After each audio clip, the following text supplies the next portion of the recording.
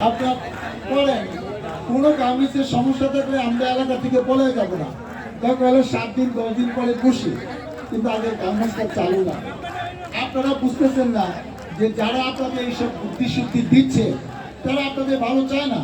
এবং অনেকে আছে বিভিন্ন এলাকা থেকে মামলা টামলা খায়া এই এলাকায় আইসা বিভিন্ন রকম উসিলা করে আপনাদেরকে বুদ্ধিশুদ্ধি দিচ্ছে।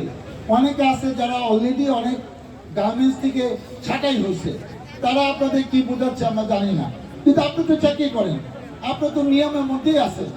আপনি তাদের কথা কেন এটা শুনে নিজের প্রতি, গার্মেন্টসের প্রতি, এলাকার প্রতি এটা আর কতদিন করবেন? আজকে এই যে 2 তারিখ থেকে 2 তারিখে এসে বললেন আমাদের বেতন দিতে হবে 4 তারিখ। আচ্ছা, একটা মালিক প্রতি মাসে 10 তারিখে 12 তারিখে বেতন দেয়, আপনি 2 তারিখে যদি বলেন যে বেতন দিবেন, তার বেতন আসে কত? 50 লক্ষ, 70 লক্ষ, 1 কোটি, 2 কোটি, 3 কোটি। একটা মালিক ইচ্ছা করলে 3 দিনের মধ্যে একদম সবটাকে নাপে। মালিকেরও তো সুবিধা অসুবিধা থাকতে পারে।